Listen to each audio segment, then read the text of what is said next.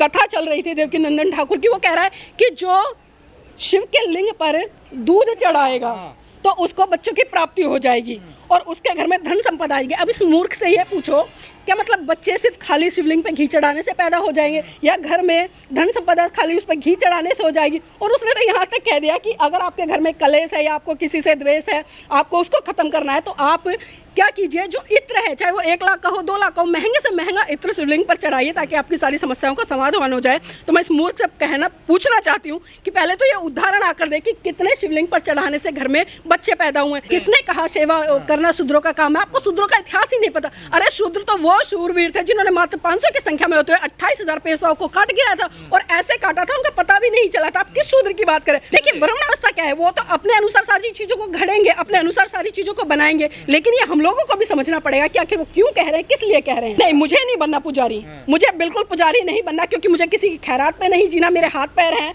और मुझे संविधान के तहत वो तमाम हक अधिकार मिले कि मैं पढ़ी लिखी हूँ, सक्षम हूँ, जाकर मैं कहीं भी जॉब कर सकती हूँ। तो मुझे खैरात में कुछ भी नहीं चाहिए, चाहे वो कुछ भी क्यों ना मिले।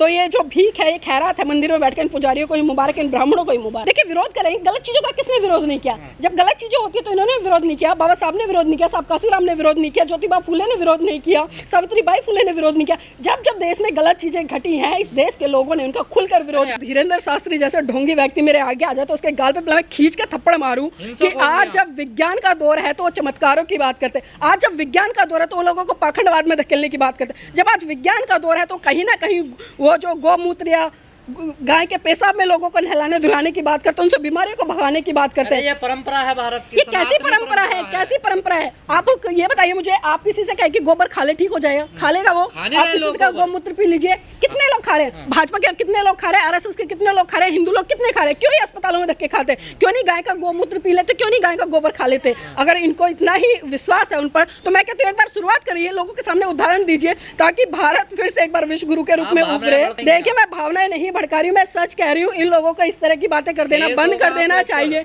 देखिए मुझे किसी का डर नहीं लगता, मैं प्रमाण के साथ में बात करती हूँ। मैंने कहा ना, अगर कोई व्यक्ति बीमार है आप गोबर खिलाकर उसको ठीक करके दिखा दो। मैं कहती हूँ विश्व स्तर पर आपको पता नहीं कितने बड़े बड़े वाले भूत नाम की तो कोई चीज होती नहीं है, और ये अपने ही बीच में से 10-20 लोग इकट्ठे करते हैं जिसको कि आम जो पब्लिक है बेचारी निर्दोष है, मासूम, जिसको कुछ समझ नहीं आता, उसको सिर्फ उसकी जेब से पैसा निकालने के लिए कि जब कहीं ना कहीं सत्ता में परिवर्तन आता तो बहुत सारे साधु संत आबा बाबा चेंज होते रहते। इससे पहले आपने राम रहीम को भी देखा होगा, आसाराम बाबू को भी देखा होगा, और भी तमाम ऐसे बाबा रहे जो आज सलाखों के पीछे। देखिए बिल्कुल गलत पंगा लिया है, क्योंकि अब से पहले हमने देखा है कि धीरेन्द्र शास्त्री ने तमाम समाज के लोगों को गालियां दी है, लेकिन जिस तरह से अभी उन्होंने बहुजन समाज के उस इतिहासशाली गौरवशाली लोगों से पंगा लिया है जिन्होंने कि मात्र 500 की संख्या में होकर 28,000 पेशवाओं को मार गिराया था, और उसी का नतीजा है। क्योंकि मैंने कहा ना, बहुत सारी घटनाएं होती है वो कहीं ना कहीं फाइल के पन्नों में दबकर रह जाती है, लेकिन इस बार धीरेन्द्र शास्त्री के भाई ने जिन लोगों से पंगा लिया उनका इतिहास इतना गौरवशाली रहा है और वो इनको सलाखों के पीछे डालकर जरूर मानेगा और देखेगा कि बहुत जल्दी निर्णय भी आएगा। जैसे धीरेन्द्र शास्त्री का भाई अरेस्ट होता है, मैं कहती हूँ बहुत दिनों तक वो छूटने वाला भी नहीं है, चाहे उस पर कुछ भी कर ले। क्योंकि पिछले दिनों जिस तरह से SC/ST एक्ट को लेकर छेड़छाड़ की गई थी और वहां पर एक संशोधन किया था कि हम तभी SC/ST एक्ट लगाएंगे तब हमारे सामने चाहे तो कोई उसका वीडियो हो या विटनेस हो, तो खुले तौर पर हम वीडियो देख रहे हैं जो वायरल हो रही है धीरेन्द्र शास्त्री के भाई की। देखिए धीरेन्द्र शास्त्री के भाई की जो दबंगाई है, मैं कहती हूँ अगर पुलिस प्रशासन अगर ईमानदारी से काम करे तो ऐसे 2 टके के गुंडे में कहूंगी कि 1 मिनट में सलाखों के पीछे हो।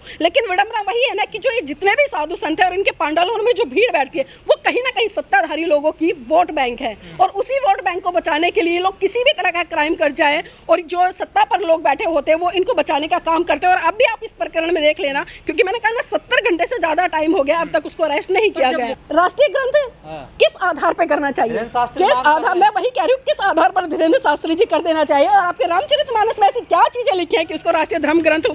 वही आपका राष्ट्रीय धर्म ग्रंथ जो ये कहता है कि एक गर्भवती महिला को जंगल में छोड़ाओ छल कपट से, वही आपका रामचरितमानस जो ये कहता है उसके सुंदरकांड में कि ढोल गवार पशु शूद्र नारी ये सकल ताड़न के अधिकारी, वही आपका धर्म ग्रंथ नहीं। वही कैसे मतलब गलत निकाले? ये तो तमाम तुलसीदास ने भी अपनी रामचरितमानस में लिखा है, गीता प्रेस है उसकी तमाम ऐसी पुस्तकें हैं जिसमें ये अर्थ लिखा है, आप पुस्तकों में पढ़ लीजिए। जितना भी कॉलेज काल था वो दूसरा समय तो ये कौन सा काल है? समय अब सही आया है, अब बहुजन समाज के लोगों ने पढ़ना शुरू कर दिया, सवाल खड़ा शुरू कर दिया। सवाल खड़ा करना शुरू कर दिया। और आज बहुजन समाज के तमाम लोग जान रहे हैं, समझ रहे हैं, बिल्कुल बैन कराएंगे। अभी देखा नहीं आपने कितने बड़े स्तर पर क्रांति हो रही है। और ये धर्म ग्रंथ जितने भी इनमें गलत चीजें हैं, ये सारी चीजें बाहर निकल कर रहेंगी और नहीं लिखेगी तो दिन दहाड़े ये फिर से जलेंगी, जिस तरह से मनुस्मृति जली। तोड़ दिया, किस तरह से तोड़ दिया हिंदू को? हिंदू है ही नहीं तो टूटेंगे कहां से? अब फिर बार बार कहते हैं मैं, किसने कहा हिंदू? मैं हिंदू नहीं हूँ। हिंदू अगर मैं अपने आप को कहती हूँ तो मैं अपने आप को गाली दे रही हूँ। मैं हिंदू नहीं हूँ। मैं आपको बता दूं, मैं सबसे पहले इंसान हूँ और उसके बाद मैं भारतीय हूँ, क्योंकि भारतीय होने के नाते मैं इंसान हूँ। और जो भी ये धर्म या हिंदू सिख ईसाई में सबको बांट रहता है वो हिंदू है, ऐसा कहना है इन लोगों का। देखिए इनका कहना तो पता नहीं क्या क्या है। मैं क्या कहूँ, लोग फिर से इनकी भावनाएं याद हो जाएंगी, तो इसलिए छोड़ दीजिएगा कि ये क्या सोचते और या क्या कहते हैं। अगर इन पर हमने चर्चा शुरू कर दी तो फिर से इनकी भावनाएं याद होंगी और फिर से ये हल्ला गुल्ला करेंगे। तो इस विषय को यहीं पर छोड़ दे तो अच्छा रहेगा।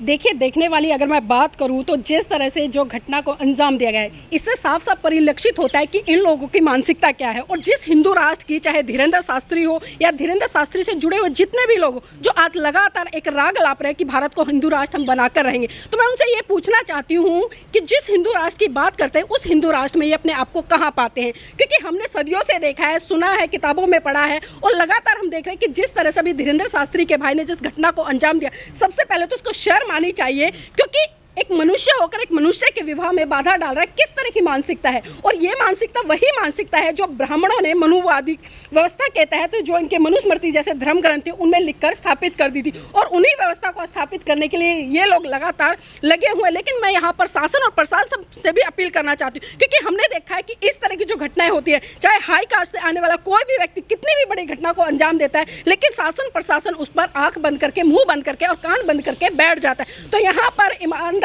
से शासन प्रशासन को भी अपना काम करना चाहिए। और SC/ST एक्ट के तहत उस पर FIR तो दर्ज हो गई है, लेकिन अब जरूरत है कि उस FIR के दर्ज होने के बाद वो कितनी जल्दी अरेस्ट होता है, क्योंकि हम देख रहे हैं कि कम से कम 70 घंटे बीत चुके हैं, लेकिन अभी तक धीरेन्द्र शास्त्री के भाई का कोई अता पता नहीं है। और जैसे ही उनको पता चला कि बहुजन समाज के लोगों ने SC/ST एक्ट में इन पर जो FIR है वो दर्ज करा दिया, तब से हमने देखा कि धीरेन्द्र शास्त्री का पूरा परिवार कहीं सुरक्षित जगह पर, एक जगह मतलब ऐसे रख दिया गया कि जैसे पता नहीं उसको कहीं नजर ना लग जाए, किसी व्यक्ति को पता ना चल जाए। तो हमें सोचना पड़ेगा कि आखिर ये चीजें कर कौन रहा है, क्योंकि शासन से लेकर प्रशासन तक अगर मैं बात करूं या प्रशासन से लेकर शासन तक अगर मैं बात करूं, सारे के सारे एक ही कठपुतली बने, मतलब एक ही हाथ की कठपुतली बने हुए। जिस तरह से सरकार घुमाएगी वो घूम जाएंगे। और धीरेन्द्र शास्त्री के भाई को आंदोलन तो तेज हो गया ना। देखिए आंदोलन भले तेज हुआ, इससे पहले कितने बड़े बड़े आंदोलन हुए। बहुजन समाज के तमाम लोगों ने, चाहे SC/ST एक्ट हो या रविदास मंदिर का प्रकरण हो या जिस तरह से हाथरस की जो घटना हो या अभी जिस तरह से दिल्ली में जो कंझावला कांड हुआ था उसकी घटना हो,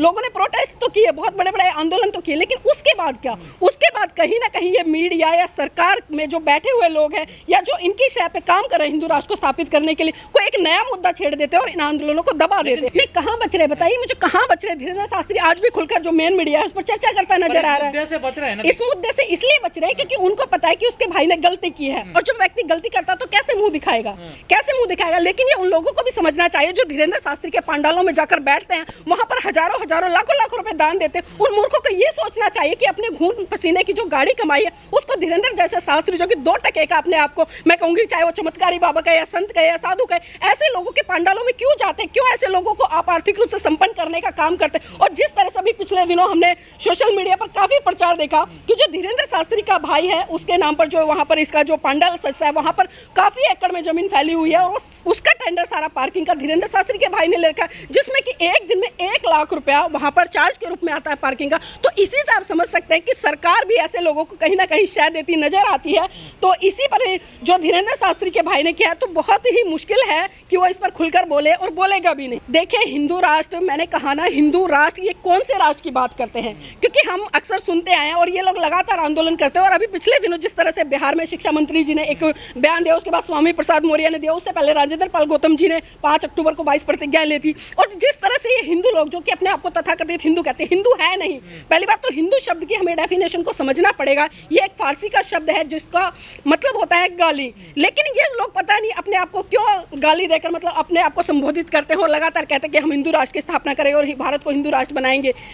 और एक तरफ दूसरी तरफ ये लोग ये भी कहते नजर आते हैं कि जो हिंदू राष्ट्र है वो खतरे में है। तो ये दो तरफा बातें करते हैं, एक तरफ तो हिंदू राष्ट्र की बात करते हैं बनाने के लिए और दूसरी तरफ कहते हैं कि भारत हिंदू राष्ट्र है। तो आप इनकी दोहरी मानसिकता से ही समझ सकते हैं कि ये लोग आखिर क्या चाह रहे हैं और क्या करना चाहते हैं। जिस तरह से हम देखते हैं कि जितने भी ये तथाकथित हिंदू संत हैं और हम देखते हैं कि जितने भी मंत्री संतरी हैं वो सारे इनके पैरों में जाकर नतमस्तक हो जाते हैं, इनके पैर छूते हैं और इनसे नीचे बैठते हैं। लेकिन यहाँ पर मैं देश के माननीय प्रधानमंत्री जी का बहुत धन्यवाद देना चाहूंगी, क्योंकि अक्सर आपने जितने भी चाहे मैं कहूंगी कि मंदिरों का उद्घाटन हो या कोई भी हिंदू हवन हो या किसी भी तरह का कार्यक्रम हो, वहां पर जो साधु संत होते हैं उनकी कुर्सी से ऊपर हमेशा मोदी की कुर्सी होती है, जो सीट होती है। लेकिन एक चीज और मैं बताना चाहूंगी यहाँ पर तमाम उन बहुजन समाज के लोगों को, अभी जिस तरह से आप सबने देखा कि जो सफाई अभियान का एक मुद्दा इन्होंने कॉन्सेप्ट छेड़ा था भाजपा ने, उस समय मोदी जी जो एक समाज है जो कि सफाई का काम करता है उनकी गद्दी ऊपर थी और मोदी जी नीचे बैठकर उनके पैर धो रहे थे। बहुजन समाज के लोगों के सामने वो नीचे बैठे थे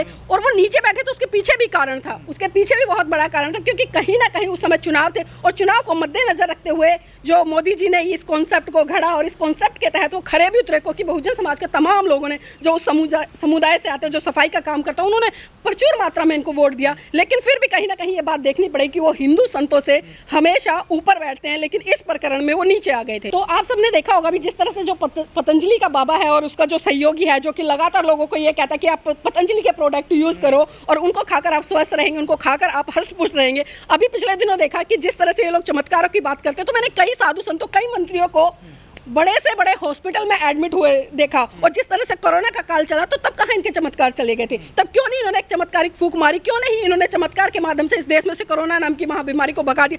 क्यों नहीं इन्होंने चमत्कार के माध्यम से आज जो देश में एक गरीब अमीर की खाई बनी है, आज जिस तरह से जाति व्यवस्था को लेकर आए दिन दंगे फसाद होते हैं, आए दिन जिस तरह से बहन बेटियों के साथ में अत्याचार शोषण होता है, तो तब इनके चमत्कार कहाँ चले जाते हैं? मेरा इनसे ये सवाल है कि अगर वास्तव में चमत्कारिक चीजें हैं तो उस चमत्कारिक चीजों को और प्रमाण के साथ में स्थापित कीजिए। और अभी धीरेन्द्र शास्त्री के भाई ने जिस तरह से स्टेटमेंट दिया, मैं कहती हूँ अगर इतना ही चमत्कारी था तो वो पहले अपने भाई को बता सकता था कि वहां पर आप तमंचा लेकर मत जाना क्योंकि SC/ST एक्ट के तहत आप पर धारा लग जाएगी। तब कहाँ इनके चमत्कार चले जाते हैं? और तब ये लोग जब विज्ञान पर बात करते हैं और जब कहीं ना कहीं ये लोग बीमार होते हैं तो ये विज्ञान की तरफ भागते हैं। तो मैं यही कहना चाहूंगी देश के तमाम लोगों से कि अपनी आंखों को खोलो और समझो और जागो कि ये लोग सिर्फ आपको बरगलाने के लिए काम करते हैं। जो इनकी धर्म के नाम पर दुकानें चल रही हैं उन धर्म की दुकानों को आप बंद करने का काम करें, क्योंकि जब तक आप इनको बढ़ावा देंगे लगातार ये लोग आपको इन चमत्कारिक चीजों में, इन शक्तियों में उलझा कर रहेंगे और कहीं ना कहीं आपका बहुत बड़े स्तर पर विनाश भी करेंगे। देखिए दलितों की भूमिका मैं कहूं कि अगर आप एक सर्वे करा लीजिए, आज दलित समाज के लोग बहुत बड़ी संख्या में जाग रहे हैं, जाग तो रहे लेकिन कहीं ना कहीं आज वो सिर्फ बाबा साहब की जय जयकार तक सीमित रह गए। आज वो बहुजन समाज के तमाम महान पुरुषों की जय जयकार तक सीमित रह गए। लेकिन जिस चीज के लिए परम पूज्य बाबा ने साहब ने कहा कि आप बुद्ध की शरण में जाए, क्योंकि बुद्ध की शरण है वो आपको वैज्ञानिक सोच उत्पन्न करती है, वो आपके अंदर एक साइंटिफिक पैरामेंट को स्थापित करने का काम करती है। लेकिन कहीं ना कहीं लोग आज, मैंने कहा ना कि चमत्कारिक चीजों में उलझकर और आपने विष्णु का अवतार बताया जाता है, और जिस देखिए वो तो इनकी मनगढ़ंत है। पहली बात तो इस देश में कोई भी अवतार पैदा नहीं हुआ है और जो हुआ है वो आपने देखा है। अगर भगवानों की संज्ञा में अगर हम किसी को रखते हैं तो इस देश में महाकारुणिक तथागत बुद्ध को रखते हैं। देखिए दिक्कत क्यों नहीं है? हिंदू राष्ट्र क्या बात करता है? क्या हिंदू राष्ट्र समानता की बात करता है? क्या हिंदू राष्ट्र भाईचारे की बात करता है? क्या हिंदू राष्ट्र सभी जातियों के एक समान से रूप से रहने की बात करता है? क्या हिंदू राष्ट्र में वर्ण व्यवस्था नहीं होगी? ये सारी चीजें आपको सोचनी पड़ेंगी कि हिंदू राष्ट्र आखिर है क्या और कौन सी परिकल्पना है हिंदू राष्ट्र की। जिस दिन भारत हिंदू राष्ट्र स्थापित हो गया, मैं कह रही हूँ कि वो दिन दूर नहीं होगा। जिस तरह से पहले दलितों को पीटा जाता था, उनके गले में हांडियां होती थी, पीछे झाड़ू लटकाई जाती थी, वो दिन बहुत जल्दी आने वाला है। अगर ये बहुजन समाज के लोग नहीं जागे, जो लोग जागरूक है वो कह रहे हैं, वो आंदोलन भी कह रहे हैं, लेकिन धरातल पर क्या हो रहा है? हम मंच पर चढ़कर बड़े बड़े भाषण देते हैं, हम मंच पर चढ़कर आह्वान कर देते हैं कि हम भारत को बोध में बनाकर रहेंगे, लेकिन अब धरातल पर क्या हो रहा है? अब धरातल पर देखिए, अभी 2 दिन पहले शिवरात्रि का व्रत गया, उसमें मैं कहती हूँ 90% लोग वो थे जो बहुजन समाज से आते हैं, जो अपने आप को दलित कहते हैं। वो लोग तो जिन्होंने शिवरात्रि का व्रत किया, जो कि कर्मकांड और पूजा पाठ करते वहां पर नजर आए, धतूरे में धोत होकर शाम को नालियों में पड़े नजर आए, तो आप कैसे सोच सकते हैं कि ये लोग? महिलाओं का क्या स्थान रहेगा हिंदू राष्ट्र में? जो महिलाएं आज ऐसे तेज बोलती हैं, मैं तो कभी भी इसके समर्थन में नहीं हूँ कि हिंदू राष्ट्र। मैंने कहा ना, आप देख लिए पिछला सुनहरी उठाकर देख लीजिए देश का क्या होता है। जिस तरह से देवदासी प्रथा इस देश में स्थापित है, जिस तरह से महिला को पुरुष के अधीन रखा जाता है कि शादी से पहले अपने पिता के अधीन रहे, जवानी में अपने पति के और बुढ़ापे में अपने पुत्र के, तो जो आज महिलाओं को संविधान के तहत जितने भी समान अधिकार रूप से मिले हैं, चाहे पुरुषों के बराबर हो या किसी भी अन्य के बराबर हो, ये सारे हक अधिकार अधिकार छीन जाएंगे उस हिंदूवादी व्यवस्था में। और ये लोग यही चाहते हैं कि महिला को पैर की जूती, और जिस तरह से अभी तुलसीदास जी ने भी कहा है कि जो ढोल गवार पशु शूद्र और नारी है सकल ताड़न के अधिकारी, तो ये लोग दोबारा से उसी व्यवस्था को स्थापित करना चाहते हैं कि महिला है उसको पीठ छीत कर अपने कंट्रोल में रखो। लेकिन ऐसा होगा नहीं। किस तरह से तोड़ रहे हैं बताइए, किस तरह से तोड़ रहे हैं समाज को? आप एक उदाहरण तो दीजिए कि समाज को तोड़ने का काम करें। जो लोग समाज को तोड़ रहे हैं, जो लोग समाज को बांट रहे हैं, हम हिंदू नहीं है। देखिए किसने बांटा है, ये किसने बांटा? अभी जिस तरह से मोहन भागवत ने कहा कि जातियां पंडितों ने बनाई, भगवान ने नहीं बनाई। पहली बात तो उन लोगों को ये समझना चाहिए जो इससे खुश हो गए कि मोहन भागवत ने बड़ी अच्छी स्टेटमेंट दे दी कि जो जातियां हैं वो पंडितों ने बनाई है। आप पंडित शब्द का दे, मोहन भागवत बहुत ही चालाक किस्म का व्यक्ति है और उसकी चालाकी को समझिए। उसने एक बार भी ये नहीं कहा कि जो जातियां वो ब्राह्मण ने बनाई, उसने कहा कि जातियां पंडितों ने बनाई। अब पंडित की संज्ञा हम किसको देते हैं? जो व्यक्ति पढ़ा लिखा होता है, समझदार होता है, जागरूक होता है, विद्वान होता है, उन्होंने उसके लिए कहा। लेकिन उन्होंने एक बार भी नहीं कहा कि ब्राह्मण ने बनाई, क्योंकि वो खुद उस व्यवस्था से आते हैं, खुद उस विचारधारा से आते हैं। वो कैसे ऐसी एलिगेशन ले ले अपने ऊपर कि जातियां ब्राह्मणों ने बनाई? जो चीजें गलत है उसका तो विरोध खुलकर होगा। आज बहुजन समाज के लोग पढ़ रहे हैं, तमाम चीजों को निकाल कर ला रहे हैं। उनके देवी देवता है कौन से, मेरे तो समझ में नहीं आ रहा। आज तक हम छोटे से लेकर इतने बड़े हो गए और हमने इतने आंदोलन भी कर लिए, इतने लोगों के बीच में भी गए, आज तक हम सुनते आ रहे कि 33 करोड़ 33 करोड़। आखिर 33 करोड़ वो है कौन से? मुझे कोई आके, मैं कहती हूँ 50 देवता देवियों के नाम गिना दे। जो 33 करोड़ है उनकी तो बात देखिए इनकी भावना का तो कोई लेना देना नहीं है। आप सही बात कह दो, इनकी भावनाएं तुरंत आहत हो जाएंगी। आप विज्ञान से जुड़ी हुई बातें कह दो, इनकी भावना आहत हो जाएंगी। आप किसी भी तरह की ऐसी बात कह दो जो तथ्य पर आधारित है, तो इन लोगों की भावनाएं आहत हो जाएंगी। इसमें हमारी गलती नहीं है। अगर इनको इतना ही भावनाओं का डर है तो अपनी भावनाओं को संभाल कर रखे। देखिए आजादी देता है, लेकिन संविधान ये भी कहता है कि आप किसी भी गलत चीज का प्रचार मत कीजिए किसी भी तरह। जिस तरह से अभी मैंने शिवलिंग का उदाहरण दिया और बताया कि बहुजन समाज के तमाम लोगों ने, अब जो शिवलिंग है आखिर उसका एक शाब्दिक अर्थ हम निकाले तो क्या है?